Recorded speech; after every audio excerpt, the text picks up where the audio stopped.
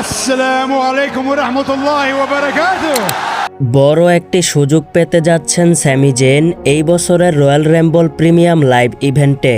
হয়তোবা ড্রু ম্যাকিন্টায়ারের সঙ্গে undisputed WWE চ্যাম্পিয়নশিপের জন্য ম্যাচ পেতে পারেন, অথবা সবাইকে চমকে দিয়ে 2026 সালের রয়্যাল রাম্বল স্যামি জেন জিততে পারেন।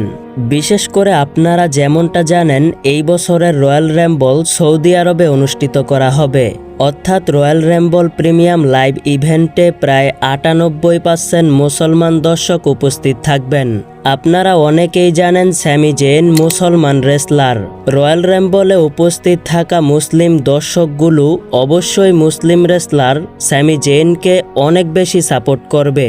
এজন্যই মুসলমান রেসলার স্যামি জেনকে সৌদি আরবে বেশ বড় করেই তুলে ধরা হবে।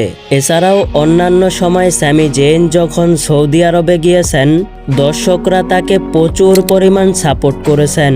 তাই WWE ম্যানেজমেন্ট সৌদি আরবে অনুষ্ঠিত হওয়া প্রত্যেকটি শোতে স্যামি জেনকে উপস্থিত রাখেন। এর আগেও বেশ কয়েকবার স্যামি জেনকে সৌদি আরবের শোতে দেখা গিয়েছে। সোলো সিকুয়া রোমান রেঞ্জের সঙ্গে ট্যাগ টিম ম্যাচ থেকে শুরু করে একবার রোমান রেঞ্জকে ভুল করে আক্রমণ করেছেন। এছাড়াও মানি ইন দ্য ব্যাংক নিয়ে পালিয়ে গিয়েছেন।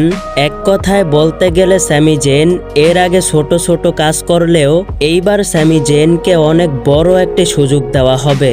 হয়তোবা ড্রু ম্যাকিন্টায়ারের সঙ্গে আনডিসপিউটেড WWE চ্যাম্পিয়নশিপের জন্য ম্যাচ দেওয়া হতে পারে, অথবা 30 ম্যান রয়্যাল রাম্বল ম্যাচটি জিতানো হতে পারে। তবে দেখা যাক স্যামি জেন আনডিসপিউটেড WWE চ্যাম্পিয়নশিপের জন্য ম্যাচ পান নাকি রয়্যাল রাম্বলে অংশগ্রহণ করেন। কি মনে হয় আপনাদের, স্যামি জেন কি সুযোগ কাজে লাগাতে পারবে? অবশ্যই কমেন্ট করে জানাবেন। ভিডিওটি ভালো লাগলে অবশ্যই লাইক করবেন। এই চ্যানেলে রেসলিং সম্পর্কে নিয়মিত ভিডিও পেতে হলে চ্যানেলটিকে সাবস্ক্রাইব করে পাশেই থাকবেন।